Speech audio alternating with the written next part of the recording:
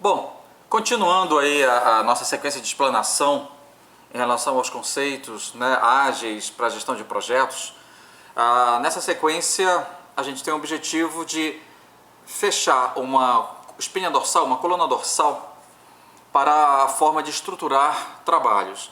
O que nós vamos ver aqui é uma maneira bem central, que vai valer para todos os tipos de vistorias, de início de projetos, porque nós vamos trabalhar em linhas gerais e ensinar como é que se estrutura. Não se tem como em um curso, em uma aula, em um único módulo, falar de todas as possíveis estruturações de projetos. Tá? E esse é o nosso objetivo. Então, como estruturar esses projetos de vistorias, de edificações?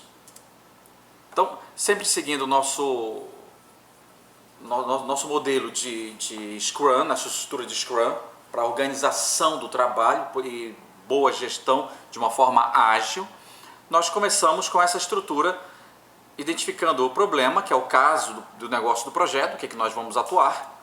Em seguida, precisamos construir a visão daquilo que é esperado, a perspectiva desse projeto. Então fazemos as personas, que são os usuários, definimos quem é o foco com seu backlog, que é a lista das propriedades funcionais ou não funcionais que esse projeto que nós estamos desenvolvendo deve ter.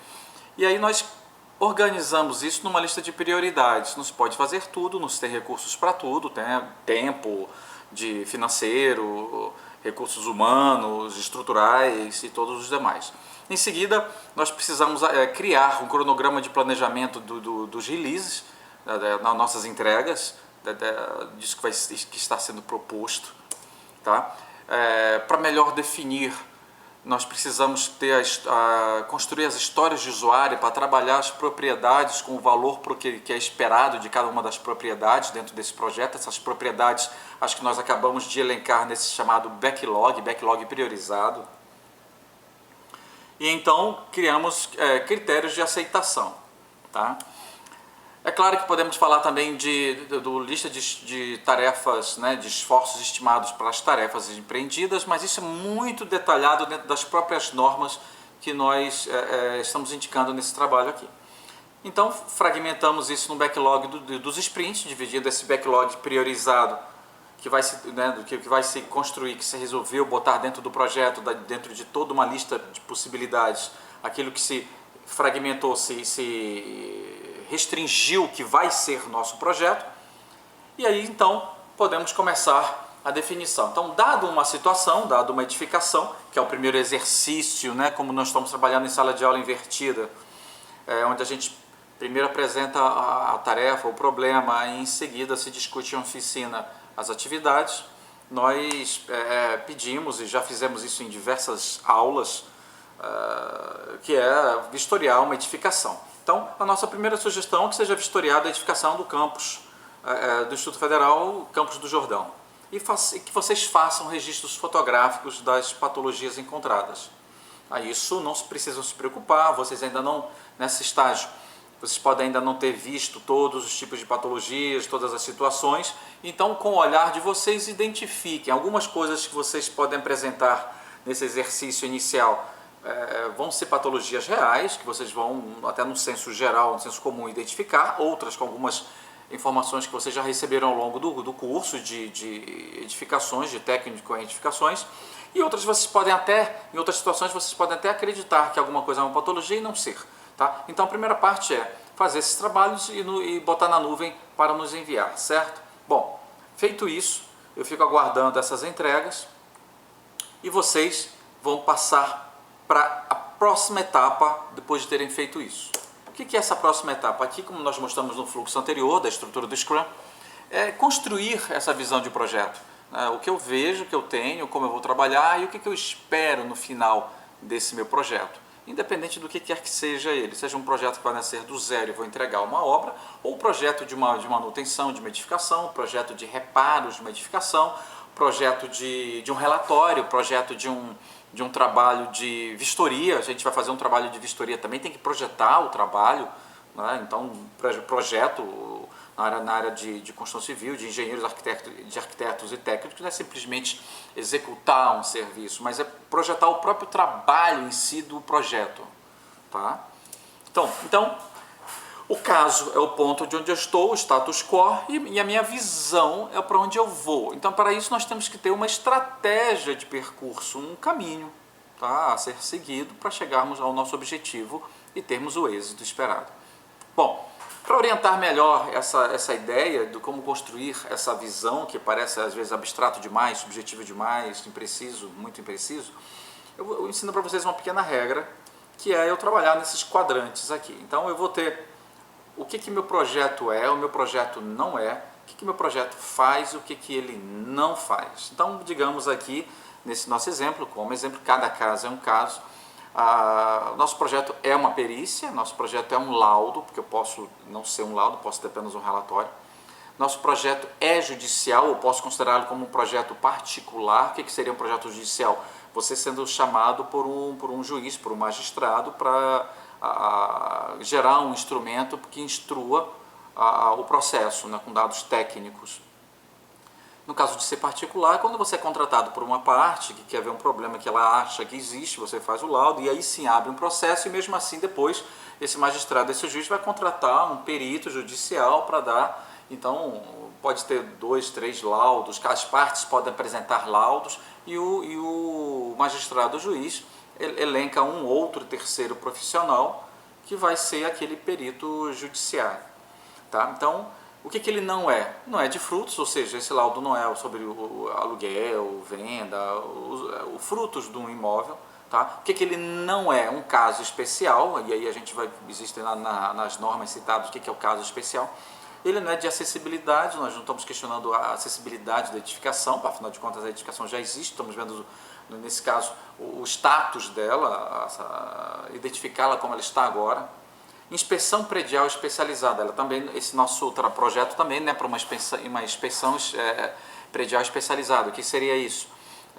Uma coisa muito especializada de fundação, muito especializada de infiltração. Nós vamos buscar essas patologias, identificar e, se for necessário, indicar a necessidade de um laudo especializado por um profissional perito numa área específica que nós identifiquemos a necessidade. O que ele faz? Ele segue a BNT, isso é importante, ele instrui um processo judicial e faz recomendações técnicas. O que ele não faz? Orçamento. Então, olha só, estou começando a fazer meu projeto, o projeto de um laudo, o projeto de uma vistoria, daquilo que é a minha visão, mas eu já formatei, já enquadrei até onde eu quero ir. Não posso começar a trabalhar, fazer qualquer coisa e seguir tudo.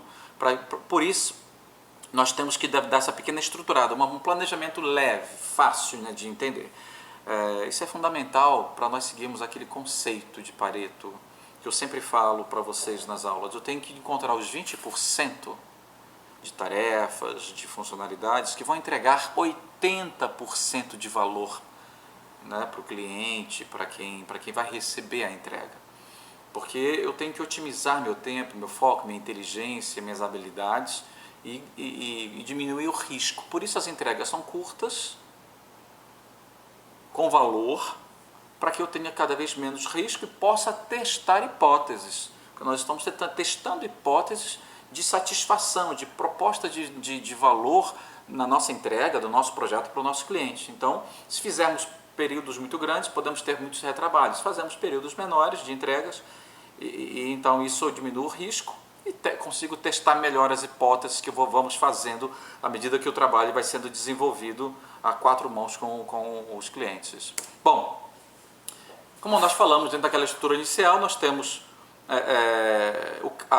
o caso, a visão e depois em seguida precisamos entender, né, quem são as pessoas. Aqui chamamos de personas, mas por uma razão de estruturação. Quem são os usuários desse projeto aqui? Quem vai receber alguma coisa desse projeto? Não é o mesmo que stakeholder, não é nada disso, é um outro conceito mesmo, de usuários do projeto, tá? Então, um dos usuários do projeto somos nós, os inspetores, os peritos. Nós temos nós esperamos algo desse relatório, desse laudo. Então, isso tem que atender às minhas expectativas. A gente já vai ver isso conforme caminha aqui. Tem um magistrado, que é o juiz, por exemplo, ou como eu falei anteriormente, o advogado do cidadão, ou eu, advogado do cidadão, dependendo da situação, né? Então, o juiz também tem umas expectativas e esse backlog que você elegeu, essas propriedades, tem que proporcionar um valor para esse magistrado que te nomeou, ou no caso de uma perícia oficial, né, judicial, isso é uma perícia particular, seria o advogado do cidadão, o próprio cidadão que te contratou, ele também tem expectativas em relação ao trabalho. Então, vamos trabalhar com duas personas, dois objetivos, podendo ser o perito e o magistrado, ou podendo ser o perito e o cidadão, o perito e o advogado, de maneira didática, tá certo? Bom, como é que se construiria isso? Eu primeiro tenho que buscar esse backlog, o que são isso? Uma lista de desejos, uma lista de propriedades funcionais ou não funcionais que meu projeto precisa ter para atender aquela visão de projeto que nós já apresentamos, tá certo? Então vamos lá. E eu até apresentei aqui aquele pequeno resumo para vocês dos quadrantes, né? Não é, faz, não faz. Tá? Então vamos lá, por exemplo, tá? Atividades de perícia, materiais, a gente vai buscar, né, na bibliografia, nos manuais, na própria experiência, esses itens, vamos fazer uma lista, as normas técnicas que podem não ter a ver, e assim seguimos. A partir disso nós temos um embasamento para construir os tópicos pertinentes àquela visão que nós estabelecemos, esse enquadramento no universo de muitas possibilidades. Eu enquadro aquilo que vai ser alvo, vai ser a minha estratégia de trabalho e até onde eu vou no trabalho, para não dar a passada maior do que as pernas, tá certo? Então, seguindo esse raciocínio, vamos lá. Então, nós temos um exemplo mais afunilado, as patologias de inspeção predial, operação e uso e manutenção, e para chegar a essa listagem eu partir de tópicos, como acabamos de falar, partimos desses tópicos aqui, que nós acabamos de listar no slide anterior. Disso nós chegamos a essa realidade aqui. Então vimos que, por exemplo, podemos concluir a necessidade de bibliografia, de embasamento, de manuais, de roteiros de normas sobre patologia das fundações, classificações das trincas, se encontrarmos trincas, né, na nossa vistoria, as NBRs fundamentais que nós vamos tratar nesse nosso mini curso, nesse nosso pequeno manual áudio de slide, o manual de operação, uso e manutenção, a NBR de inspeção predial, de perícias de engenharia, NBR de manutenção de edificações e próprio manual de fissuras, tudo isso já abordado vastamente e de maneira ostensiva em diversas aulas com todos os alunos, tá certo?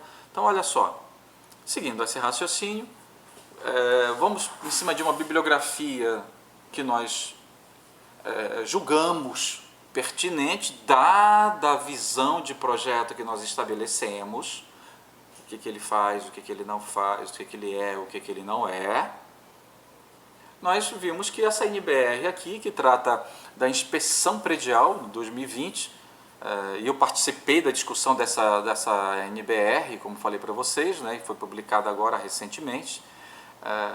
Nós ajudamos a estruturar e fazer uma ferramenta que ajude, né, o perito que busca de patologias a fazer um trabalho com um mínimo de qualidade e segurança para ele mesmo. Tá? Então, digamos, dessa norma que está disponibilizada para vocês aí, a capa, aqui no próprio slide, nós tiramos alguns itens. Então eu me debrucei sobre a norma, exemplo de vocês, né? Vocês se debruçam sobre essa norma e vão agora buscar um pouco de informação para não esquecer, né? Muitas coisas estão na cabeça, mas é sempre bom ir lá para não deixar um detalhe fora. Então após essa vistoria, nós temos que nos debruçar sobre a bibliografia. Tem algumas horas de pesquisa bibliográfica, sabendo o que vai ser usado, o que não vai ser usado, para até dimensionar o tempo de trabalho do laudo, né, do que vai ser apresentado. Então vamos lá. Podemos tirar isso aqui, uma abrangência da análise de segurança,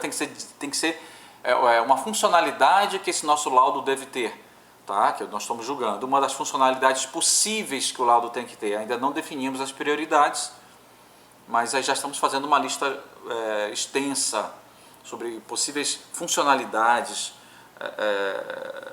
que o nosso laudo deve ter, tá certo? Propriedades funcionais ou não que o nosso laudo deve ter. Então, olha só, abrangência da análise. Eu tenho que dizer qual é a abrangência dessa minha análise. Segurança, habitabilidade, sustentabilidade. O levantamento de dados e documentação. Na própria norma, nessa norma tem no final um formulário para você ir preenchendo com vários campos dos itens que você tem que verificar na sua vistoria, com o cliente, com né, o síndico, o proprietário da edificação, um checklist de documentações necessárias, de atividades necessárias. Então, está aqui citado a próprio anexo A. Então, eu estou dizendo, levantamento de dados e documentação conforme o anexo A, presente na norma. Análise de dados e documentação solicitados e disponibilizados. Depois de solicitar essa lista do anexo A, você vai lá, recebi, não recebi, está com avaria, mal feito, você vai fazer as suas observações. E aí você vai analisar isso, né? São as propriedades que meu laudo, estou anotando no meu laudo. Aí depois tem a parte de anamnese, que é essa parte de nós conhecermos um pouco o histórico, como tudo aconteceu, fazer as referências, né, cronológicas dos fatos, vistoria da edificação de forma sistêmica, classificação das irregularidades constatadas, recomendação de ações necessárias, organização das prioridades em patamares de urgência.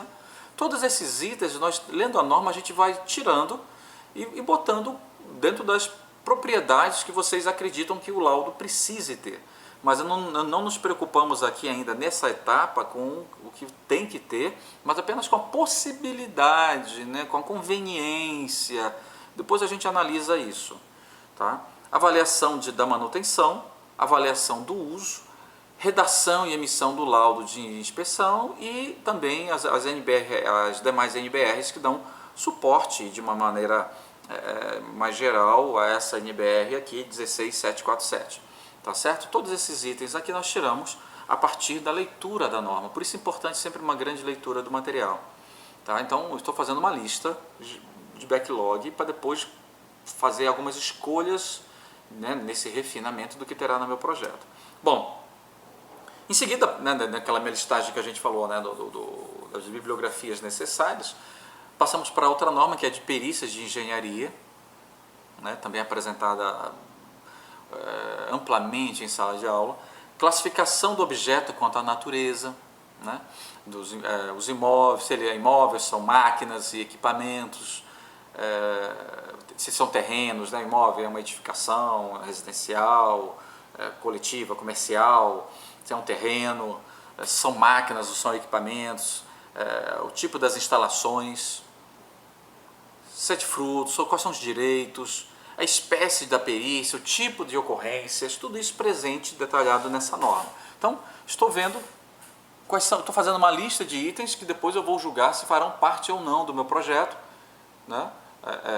Baseado nessa base, nessa ferramenta que a gente tem que ter sempre do lado direito, que são as normas para nos orientar nossos passos nos nossos trabalhos. Então, especificação dos requisitos, né, se são essenciais, complementares, casos especiais. Estou especulando a possibilidade ou não disso estar no projeto, ainda não decidi. Objetos da perícia, caracterização da região, caracterização do imóvel e seus elementos e suas benfeitorias, apresentação do laudo, documentação de responsabilidade técnica, que pode ser ART e RRT, conforme seja o profissional que esteja realizando, e novamente as NBRs de operação de manutenção e a NBR de manutenção propriamente dita, e como apoio a essas duas primeiras, né, de inspeção predial e a de perícias. Tá? Então, isso aqui é parte da construção do nosso backlog, e aí podemos também debruçar vendo as duas outras normas citadas anteriormente, né, nas anteriores, para servir de base, para que eu não esqueça itens importantes nesse meu planejamento do meu trabalho, tá? Nessa organização do trabalho. Tá? Então vamos lá. E aí temos também o backlog do projeto, agora em conceitos mais gerais, que não mais os mais técnicos propriamente ditos. Então, também falei que uma outra propriedade desse meu trabalho, desse meu laudo, seria um laudo impresso, o laudo gravado em mídia digital. Protocolo de entrega do laudo é extremamente importante. Quando eu entregar o laudo, tem um documento que comprove e tem a data e de que eu realmente entreguei o laudo, tá? E até se você vai estar cobrando pelo laudo um recibo, né? Que você emita um recibo de pagamento, isso aí são documentações fundamentais, encadernação e o plano de manutenção, né? O teu trabalho ao final, uma das opções é você oferecer um plano de manutenção ao cliente, tá certo? Então vamos lá. Feito isso, agora nós precisamos listar esse nosso trabalho e descobrir dentro dele todos esses itens que nós lemos aqui do backlog, pegando as normas e os mais gerais. E agora eu vou separá-lo por grau de prioridade. Então, esses papeizinhos aqui são cada um desses itens. Imagina como se eu tivesse feito as anotações numa parede, tipo num painel, fazer uma gestão à vista com post-its. Então, tem todos eles lá e vou criar as prioridades. Vou priorizar aquilo que... E isso vai ser num grau de importância, tá? Por que os mais importantes estão na ponta da pirâmide? Porque a gente segue aquele raciocínio do 20-80. 20% em média, tá? 20%. A gente espera que entregue 80% em média, tá? Do valor. 80%, 20% das propriedades que eu estou estudando aqui agora, analisando, tem que me entregar praticamente tudo que tem de valor para os clientes. E aí eu concentro meu tempo naquilo que gera mais valor. Sobrando tempo, sobrando recurso, sobrando, né, espaço, a gente vai completando as menores prioridades também. Mas isso não é tão urgente. E a partir disso, então, a gente faz o que tem que ter, deveria ter, poderia ter, não terá, e gera a lista importante, que é a primeira, o tem que ter. Então, dado o tem que ter, nós aqui fizemos uma seguinte seleção como exemplo para vocês, servir de uma orientação, que é isso aqui. Bom, de tudo aquilo que nós limos, selecionamos o tem que ter, peguei aquelas duas normas, primeiro tudo, como está na norma, o tem que ter, tá certo? E elencamos esses itens todos. Observa que aqui embaixo entrou dos gerais, dois itens aqui na esquerda, o protocolo de entrega no final da coluna da direita, no final da coluna da direita, tem um protocolo de entrega do laudo, que estava naquela backlog mais geral, e o laudo em mídia digital. Opa, isso aí então tem que ter. O que ficou como deveria ter? Então tem que ter prioridade maior. Bom, deveria ter algumas outras coisas. Quais? Um laudo impresso. Deveria ter? Deveria. Mas o cliente não... Porque é bom, né, você rubricar cada folha, entregar esse documento, esse book, né, isso dá uma sensação assim, de serviço realizado, de concretude para aquilo que foi realizado, e se pode também consultar, é fácil, né, e analisar, arriscar, independente de ter um computador à mão ou não, um tablet ou não. Tá? Então, o laudo impresso nós classificamos a exemplo como um deveria ter, classificamos o poderia ter, aí parte da encadernação, poderia ter, né, encadernação, mas ter o laudo impresso, ele não necessariamente ele é encadernado, você pode oferecer o laudo impresso num envelope, né, bem organizado, numa sequência, e o cliente faz da maneira que ele quiser, dentro de uma pasta, aí não necessariamente encadernado, mas se o cliente quiser e gostar, e você que tiver condições de botar no preço, porque isso tudo tem custo, você então poderia ter. Então é menos urgente, porque afinal de contas é mais perfumaria a encadernação, via de regra, tá? Menos importante do que a própria versão impressa do laudo, que é menos importante do que a versão digital, porque no final das contas os processos vão ser digitalizados, né? Eles vão querer mandar para um advogado, para outro advogado, vão mandar isso por arquivo. Se você entregar apenas o laudo impresso, eles vão escanear para transformar no laudo numa versão digital. Então a digital, né? A mídia em PDF, qualquer outra versão, outra extensão, é mais importante, né, dentro dessa nossa visão, do nosso julgamento. O impresso menos importante e a encadernação dele em si menos importante ainda. Bom, tem alguma coisa que não deveria ter, que não terá? Sim, tem um plano de manutenção. Nós decidimos que não terá um plano de manutenção ao final do laudo, então não vou nem me preocupar com essa parte ao longo da minha vistoria, do meu laudo. Então já formatei, já sei o que tem que ter, vamos nos concentrar no que tem que ter. Então, voltando para o nosso esquema da nossa estrutura, né? Então, estávamos causas do negócio, a declaração de visão do projeto, vimos as personas e o backlog priorizado. Avançamos, né, agora nessa etapa, porque seria nosso planejamento de release, onde a gente, em geral, para um trabalho desse tipo, se faz, né, os profissionais dessa área fazem isso com em torno de 12, 15, 20 dias, dependendo do grau de complexidade. Coisas muito, muito complexas, pode pegar meses. Tá?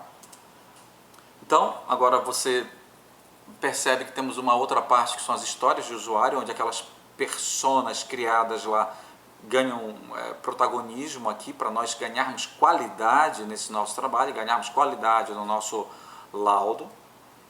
Temos que ter um critério de aceitação, à medida que forem sendo entregues, né, as partes desse trabalho, eu tenho que ter um filtro que meça a qualidade da entrega, tá? E uma lista de tarefas de esforços estimados. Então, cada uma dessas, isso aqui está bem detalhado. Na norma nós não veremos isso detalhado, com esses itens que nós enumeramos aqui. É só ir na norma, ela tem as tarefas todas detalhadas, necessárias. Tá certo? E aí o que a gente faz aqui? Estima a dificuldade dela, porque é importante estimar essas dificuldades para dimensionar de uma maneira equilibrada o volume de cada uma das entregas. Não posso botar a terceira entrega muito difícil, a segunda muito fácil. Então, você estima o grau de dificuldade, conversando sozinho, conversando com o teu parceiro, com o teu time, e aí você monta e tenta fazer um equilíbrio nessas entregas, tá? Para que elas se repitam de maneira no mesmo espaço de tempo, por exemplo, semanal, a cada quinzenal, né, a cada 3 semanas, a cada 4 semanas, que isso se repita. E não, me entrega uma coisa com uma semana, a outra entrega com 2, a outra entrega com uma de novo, a quarta entrega com 1 mês. Isso não é adequado, significa que eu não equilibrei meu trabalho. Tá? E aí a gente começa a etapa, né, do backlog do sprint, que eu acabei de dizer, e aí vamos para o cronograma de entregas. Estabelecido tudo isso, nessa grau de dificuldade, estabelecemos uma agenda de entregas, como a gente mostrou aqui, e passamos para a fase de histórias de usuário. Aqui entram os nossos personas, nossos usuários, onde a gente vê como cada um dos usuários quer uma funcionalidade dessas elencadas no nosso backlog e para que finalidade, qual o valor que ele percebe, que ele pretende receber daquela funcionalidade que nós separamos no nosso backlog priorizado. Então vamos lá. Para isso, para entender essas entregas, essa unitização, né, em partes, como nós falamos, para reduzir os riscos e testar hipóteses nas minhas entregas, nós trabalhamos com aquele mínimo produto viável.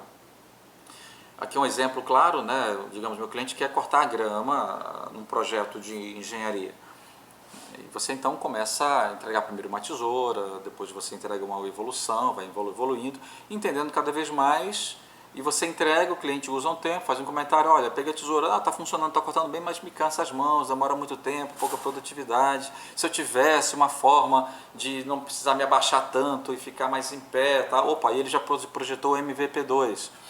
Então o cliente fica em pé, não precisa se curvar para cortar a grama, e aí já corta, tudo bem, mas ainda tá, porque eu fico carregando esse peso, esse equipamento, meus braços depois de meia hora estão cansados, opa, vou botar rodinha agora, faço o MVP3, tá? Mas mesmo assim ainda está muito lento, eu queria poder produzir na metade do tempo, agora põe um motor maior e 4 rodas, não preciso mais equilibrar, eu solto o equipamento, ele fica, faço um MVP4 e assim por diante, até chegar num que eu posso sentar e praticamente não preciso mais andar, consigo parar a grama de um campo de futebol inteiro sem me cansar porque estou sentado, né? Então essas evoluções são o que nós chamamos de mínimos produtos viáveis. Tá? E por que isso, como nós falamos, vou só registrar aqui em letras, em palavras para vocês.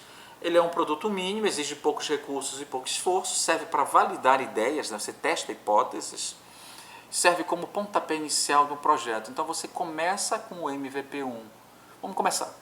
E aí tem um retorno. Agora um feedback. Vai e volta. Risco pequeno, investimento pequeno, satisfação maior do cliente. Tá? Então, esse conceito, de novo, é aquele ciclo virtuoso. Eu faço, meço, aprendo. Faço, avalio, aprendo. Faço, avalio, aprendo.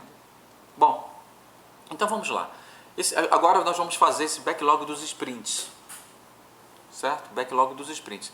Esse backlog dos sprints é interessante nós entendermos. Observa a sequência, ele veio depois das histórias de usuário, porque lá nas histórias de usuário eu dimensionei o grau de dificuldade de cada uma das histórias e agora eu vou agrupar.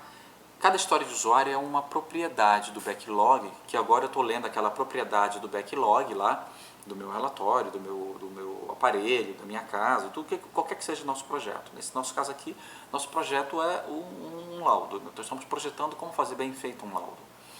Tá? Então, dado esse meu backlog geral, aqui agora eu preciso separá-lo em MVPs. Eu vou entregar partes do relatório ou conferir isso com o cliente para ver exatamente isso que você quer, para eu não fazer um relatório e depois ter que ficar corrigindo, volto, remendo e faço. Acaba que o lucro vai embora, a gente trabalha o dobro e gasta muito mais do que previa. Tá? Então, feito isso, a gente vai criando MVPs e entregando cada um dos MVPs conforme aquele cronograma das releases que a gente mostrou, né? no gráfico central da estrutura de trabalho Scrum. Bom, feita essa lista, aquele backlog priorizado do tem que ter, está separado, né? Nós apenas repetimos aqui em negrito. Tiramos a apresentação do laudo, está com risco vermelho, porque se repetiu nas duas normas esse mesmo item. Lá no final daquela backlog geral está o protocolo de entrega, aqui no final do lado direito, né? Nas duas últimas linhas da coluna da direita, protocolo de entrega do laudo e laudo em mídia digital. A apresentação do laudo, como ela também já está contemplada na outra norma, não precisa a gente repetir isso aqui, tá? Mas vamos lá, que exatamente é a penúltima linha do lado esquerdo, que é redação e emissão do laudo técnico de inspeção, tá? E apresentação do laudo, termos diferentes, normas diferentes, mas é o mesmo conceito. Então, escolhemos, a exemplo, o que vocês vão ter que fazer é tudo, tá? Nós escolhemos aqui essas em linha verde, a anamnese detalhada e a organização das prioridades em patamares de urgência, que estão na nossa lista de backlog, tá? Priorizado para atender. O que é essa organização das prioridades? Aquilo que tem que fazer, como nós vimos, muito bem visto em sala de aula. O que é mais urgente, né, na minha inspeção? O que tem que é urgente, que tem que ser logo tratado para não trazer um dano maior? O que é de urgência média e pode esperar alguns dias? O que pode esperar bastante, talvez não seja tão importante e tem mais um aspecto de uma perfumaria do que de problemas estruturais ou qualquer outra coisa. Então a gente classifica na norma em 1, 2 e 3, tá? Esses patamares. E aí vai. Então separamos dois exemplos, duas propriedades do backlog prioritário, para fazer esse exercício das histórias de usuário, para transformar o backlog visto por um usuário e a propriedade esperada dele, para que no meu relatório, qualquer que seja o meu projeto, eu atenda no alvo, eu acerte no alvo, e não fique fazendo coisas que agradam a mim e não a quem deveria, que é a pessoa a quem eu estou entregando o laudo, tá certo? Então vamos lá, exemplo. Como um usuário quer a funcionalidade do projeto para o valor percebido. Esse é o conceito geral. Vamos criar, né, dois usuários aqui, como nós falamos no começo, que era o perito e o magistrado, ou o perito e o advogado e o cliente. Vamos pegar o perito e o magistrado. Como um perito, quero uma anamnese bem detalhada para melhor orientar minha análise bibliográfica, orientar minha estratégia e apoiar as minhas conclusões, ou seja, pegar aquilo daquele histórico de como tudo começou, por que apareceu essa umidade, por que isso aqui começou a trincar, por que a tinta foi depois de um terremoto, depois de uma chuva forte, foi depois de um caminhão passando na rua. Isso faz anamnese, as datas e tudo, né? Isso é anamnese. Então, olha só, eu peguei um item do backlog, anamnese detalhada, e transformei numa história de usuário, tá? Se vocês olharem nas normas, é todo o tempo usuário, usuário, usuário, propriedade, propriedade, propriedade. Podemos até em outra ocasião ler tudo isso juntos, tá? E uma outra história de usuário, por exemplo, para uma outra propriedade do backlog, priorizado, do tem que ter, como magistrado, que era uma organização das prioridades em patamares de urgência, para poder embasar melhor minha decisão judicial. Olha só, muito bom isso aí. Então, agora estamos entendendo por que, na visão do magistrado, por que é importante essas prioridades dos patamares de urgência. E na visão do perito, né, que é você, quem quer que seja, por que é importante a anamnese? Qual é por exemplo, de repente o advogado pode ter uma outra expectativa com a anamnese da situação. A sua é essa, a do advogado da parte é outra, a do juiz pode ser outra também, tá? Então, aqui estamos falando, a anamnese, essa propriedade para o perito é para esse valor. Nada impede também que o magistrado também tenha, olha, eu quero uma anamnese para isso, isso e isso também, pode ser, mas aqui no nosso exercício não vamos discutir essa possibilidade, mas é comum. O que vai acontecer de mais de uma propriedade, né, funcional ou não, lá do backlog, ter 2 usuários nas histórias de usuário, tá certo? Então vamos lá.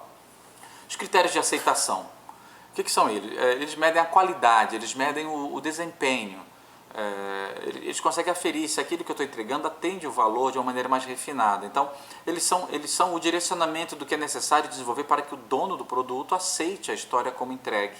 O dono do produto é uma pessoa que tem dentro dessa nossa estratégia de gestão ágil, que é aquele que entende a expectativa do cliente, às vezes pode ser o advogado do cliente que está falando com você, dizendo, olha, para isso, para aquilo, assado que o meu cliente quer, pode ser o assessor do juiz, aquele que vai te dizer, ou do cartório, do fórum, dessas situações, tá? Que vai dar uma ideia mais refinada, ou o próprio cliente, né? O advogado ou o próprio juiz, dependendo de como for a situação, tá certo? Então vamos lá. Feito isso, a gente tem essa estrutura, os critérios de aceitação, né? 1, 2, 3, 4, 5. Então vamos lá. Então, como um perito, quero uma anamnese bem detalhada para melhor orientar minha análise bibliográfica, orientar minha estratégia e apoiar minhas conclusões. Nossa história de usuário, com a propriedade, o usuário e o valor percebido por ele. Critério 1, por exemplo. Os fatos devem estar registrados cronologicamente, ou seja, eu posso fazer a anamnese, mas trazer os fatos em um registro cronológico. Mas quando eu crio um critério de aceitação, já refina aqui, olha, os fatos têm que estar cronológicos. Quando eu trouxer, ou quando alguém me trouxer essa anamnese, que às vezes você pode pedir para um estagiário, para outra pessoa, você vai ver se tem a cronologia. E é claro que antes de fazer o trabalho, ele já leu isso aqui. Você só vai, olha, isso aqui não é segredinho, não, de pegadinha, vou guardar, e quando ele trouxer, vou ver se vou fazer uma surpresa, não. Ele lê, olha, preciso desses critérios, tá, vai lá, tá. E quando vier, você confere se ele atendeu os critérios que você apresentou para ele, tá, de aceitação. Então, outro exemplo, critério 2, as narrativas devem ser identificadas, as narrativas devem ter identificação do informante, ou seja, nessa anamnese, quem foi que falou isso, fulano de tal, RG tal, mora na situação, mora no local há mais de 15 anos, viu, presenciou, etc. E tal. O informante deve ser fonte primária da informação. O informante, por exemplo, nesse caso, não é, me contaram que eu cheguei aqui essa semana, mas ouvi um senhor que disse que ouviu de não sei quem. Não, não é isso. A informação primária, ele viu o fato, ele constatou o fato, então ele é o primeiro desse telefone sem fio, né? Ele é a testemunha mesmo. Então eu criei esse critério de dizer, fulano disse que soube que Beltrano. Não, bateu essa informação na anamnese, eu corto, não aceito. Por quê? Porque eu botei como critério de aceitação que seja uma fonte primária. Ok? Bom, no caso da outra história, né, do perito, do magistrado, temos aqui a mesma situação, tá? E a gente agora vê a caso da história de usuários, olhando no caso de um laudo judicial. No caso de um laudo judicial, como eu já falei, é que o juiz escolheu você para ser o perito da ação e não o advogado da parte que quer abrir uma ação, né? Então vamos lá. Como magistrado, quero a organização das prioridades em patamares de urgência, nós já vimos em alguns slides anteriores, para poder embasar melhor minha decisão judicial. Então, critério de aceitação. De novo, uma garantia de qualidade. Critério 1. Prioridade deve atender à norma, né, da BNT 16747.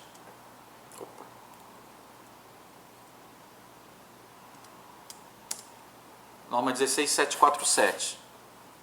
Ele só tem esse critério aqui, 1, que as prioridades devem atender a essa norma, porque nessa norma está detalhado lá quais são essas prioridades, quais são esses patamares.